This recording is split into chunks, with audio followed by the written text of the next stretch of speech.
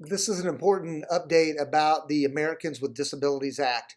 This is a federal law, a federal statute that prohibits discrimination, particularly in real estate related matters, against people that do have a disability. So think about a wheelchair ramp specifically at a restaurant or some other access argument, right?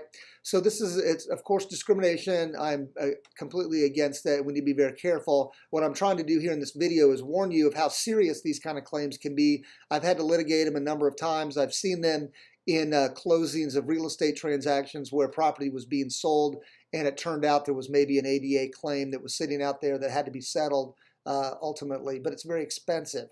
The ADA has very significant penalties. So if you are accused of violating the ADA, you may have to pay attorney fees plus expert witness fees. And this is what is going on in a particular case out of Pennsylvania for an Indiana company, Steak and Shake. One of my favorite restaurants. I love going to Steak and Shake. I love my double steak burger and fries and my chocolate shake. It's awesome. But not plugging too hard for Steak and Shake. But anyway, you know, Steak and Shake is being hit with a class action, attempted class action. That part was dismissed, but the case is moving forward under the ADA that these two expert witnesses, which are professional aggrieved parties, professional witnesses that go around and say, I'm a professional plaintiff in this kind of a case. I have been denied access at Steak and Shake at two restaurants in Pennsylvania, and it's hard for me to maneuver the quote-unquote excessive slopes of the wheelchair ramps.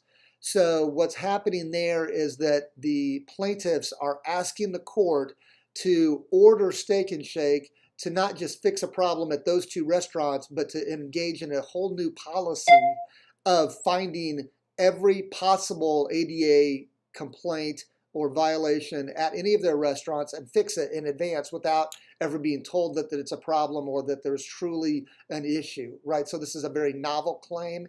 It's a broadening of the law, and the Court of Appeal said, yes, we're going to let this case proceed for right now, but they called it a novel reading, a novel interpretation of the ADA. So they're really going beyond what's out there.